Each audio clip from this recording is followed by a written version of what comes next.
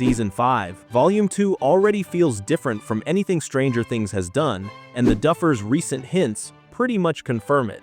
The tone shifts hard into horror, dread, and those emotional gut punches the show only pulls out when the story is about to change forever. And the craziest part is how perfectly all of this lines up with the bigger theories. Holly's powers, the Hawkins Lab energy blast, and Dimension X. Hey, Stranger Things fam, it's your boy Jake, and today we're diving headfirst into the darkest corners of the Upside Down. But before we jump in, real quick, hit that like button, share this video, and subscribe. Every click from you guys pushes me to bring even crazier, bigger, and better content. Alright, if you're ready, I'm ready. Let's crack open the gates and get started. So Ross Duffer gave tiny teases for the final 3 episodes, and those alone are enough to map out how wild this final stretch gets. Ross said Frank Darabont is flexing very different muscles on episode 5, The Shock Jock, and that it's darker and scarier than his earlier work this season. If Darabont is pushing things into full terror territory, that usually means the fear isn't just monsters. It's the kind of hopeless, pressure cooker horror where characters start realizing the world isn't what they thought. Episode 5 feels like the point where the curtain lifts. The energy wave at Hawkins Lab? It probably isn't just an explosion. It's something peeling back the Upside Down like wallpaper. A reveal, not a disaster. And once the characters see what's underneath, that's where the tone locks into pure dread. Next, Episode 6, Escape from Camazotz. Shawn Levy called this the biggest episode of the 3, and Ross said the performances make them cry every single time. Whenever Levy directs, the show goes huge emotionally, and this sounds like the real climax before the finale even starts. This is the moment Holly is most likely to step forward. Holly the heroic didn't get teased for nothing. If she can open doors between realities, she becomes the one piece nobody expected, a direct key to the deeper layers of the world.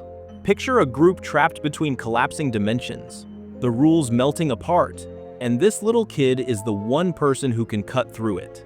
Door casting isn't just a cool power, it's the one ability Vecna has no answer for, because it's not mindscape based. It's something older, or maybe linked to whatever existed before the Upside Down formed. And if you've been following the channel, you already know. I talked about this episode in one of my previous videos. I told you how Max could finally escape Vecna's mindscape, and how Lucas might be the one fighting to protect her in the real world. But there's something even bigger I've been dying to share. I genuinely believe this episode might give us a Max and Eleven reunion. Remember that SFX magazine image from last week? Eleven reaching out with her psychic powers, trying to connect with someone? Well, now it finally makes sense that someone might actually be Max. Look, I'm not confirming it 100%, but the possibility is very real. Episode 6 feels like the high-stakes rescue, the dimension-hopping chaos, the big sacrifice moment, all rolled into one. Ross said, Episode 7, The Bridge, is one of the most emotional of the entire season, second only to the finale. So after the massive swing of Episode 6, this chapter sits in the wreckage and forces everyone to face what it cost. So here's what I personally think. This episode is going to be extremely emotional, and because of that, I truly believe a character death is very possible. Now, I'm not saying it's going to be someone huge like Mike, Dustin, Eleven, Lucas, or Max, but I still feel that someone may not make it out alive. Remember, I already told you guys that the Duffer brothers confirmed there won't be a massive number of deaths in the final season. But that doesn't mean no one dies. There's still room for one heartbreaking loss. And if you watched yesterday's video, you know the fan theory. I discussed the theory that Steve might sacrifice himself for Nancy. It's possible, but honestly, I really hope that doesn't happen. That theory was just a small piece of a much bigger breakdown I made exclusively for channel members. So if you saw that video, you already know the full context. But back to the main question. If it's not Steve, then who could it be? I'm not totally sure. It could be Robin, or maybe someone else entirely. I really don't know. So now I'm asking you, what do you think? Who do you believe might be the one to fall in this episode?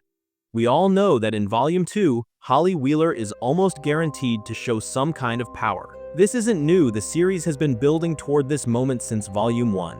Remember when Mike talked about Holly the heroic? That wasn't just a cute little moment. That was a hint. And if you've been following me from the beginning, you already know I've told you before that Holly will play a key role in helping Max escape Vecna's mindscape. She's not just a background character anymore. Her moment is coming. If Holly can cast doors, she's not just another psychic kid. She represents a completely different type of ability, one that ignores rifts, tunnels, and Vecna's psychic gates. Her power is movement, access, escape, or entry. Two big possibilities stand out. She opens a path into Dimension X, skipping the Upside Down entirely. She creates the only exit from a collapsing realm, saving someone who's seconds from being erased. Her moment won't be small. The Duffers wouldn't tease a power like this unless it becomes a major turning point of the entire season. And remember that mysterious gate? We still don't know what it really is, but there's a real chance it's connected to Holly's abilities somehow. Now, I'm not saying this is confirmed, but here's what I do know. There's that image of Max and Holly looking into some kind of hole or portal, so I did some digging. And guess what? That circular shape looks exactly like the mirror in Holly's bedroom. Compare the two images, they're practically identical. So it's possible that Max and Holly discover something huge here. Maybe Holly can actually see into the real world from inside Vecna's mindscape and even pass information to someone on the outside. And if that's true, it opens up a huge possibility. This could be the moment Max realizes she can use Holly's abilities to contact Lucas and maybe, just maybe, find a way to escape Vecna's mindscape using Holly as the bridge between both worlds. It's a theory, but honestly, it makes a lot of sense.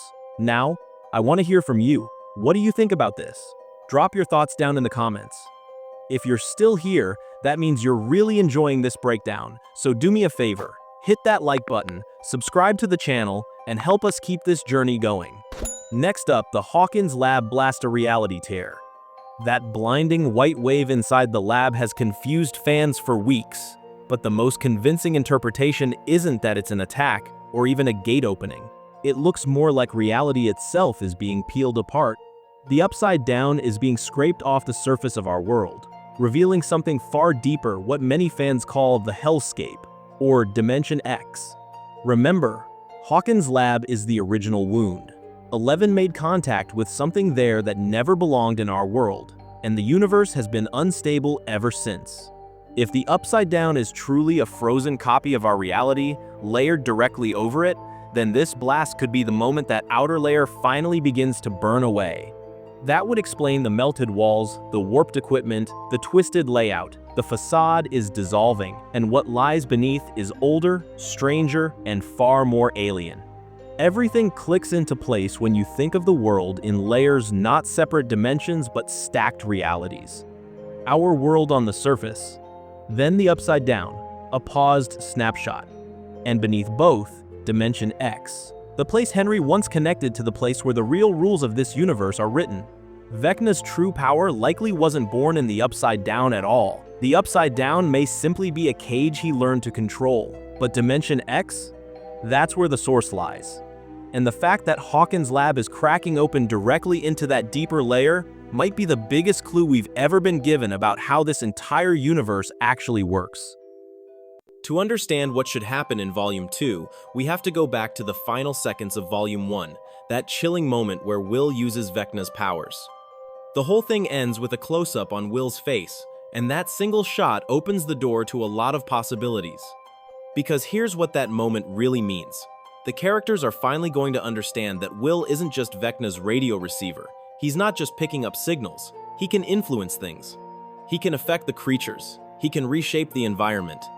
He's basically a reflection of Vecna's powers. Not his own powers, but Vecna's powers borrowed. And once the group realizes this, the natural next step becomes clear. How do we use this against Vecna? This directly connects to the main mission of Volume 1.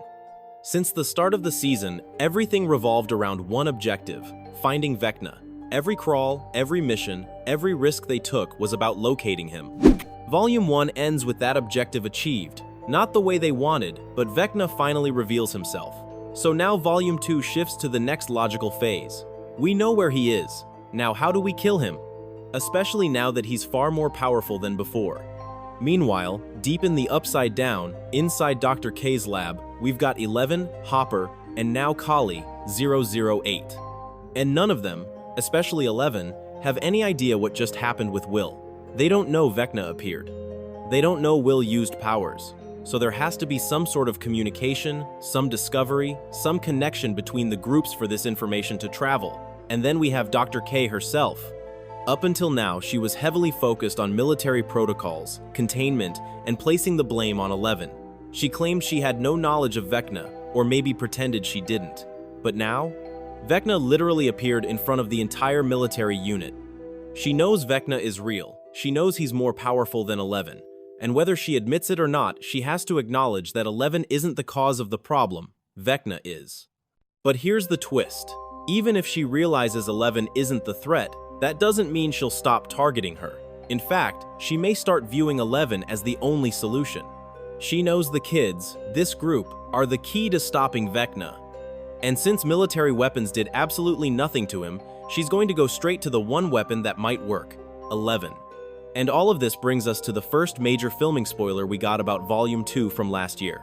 Dr. K and the military discover WSQK. Everything suggests, not confirmed, but strongly suggested, that this happens in Episode 5, titled Shock Jock. This episode is directed by Frank Darabont. Yes, the same Frank Darabont who helped create The Walking Dead and who already directed Episode 3, The Turnbow Trap, one of the craziest episodes of the season. We even have behind-the-scenes photos of Darabont directing his second episode, and those photos show him at WSQK, filming the exact moment the military arrives at the radio station. In those shots, Linda Hamilton, Dr. K, is on set, along with her stunt double, which tells us something else too. There are action scenes happening at the radio, and Dr. K is in the middle of them. But not only Dr. K shows up there, right? She arrives with several military units, including members of the Wolfpack, her own special little task force. How exactly she discovers WSQK, how she learns the gang is hiding there, that still isn't confirmed. But it's almost guaranteed she picks up some kind of clue from 11's presence in the lab. Whatever she finds out, she finds it fast, right at the beginning of Volume 2. Open eye, feel the waves cut through me, hypnotized by the sounds I breathe.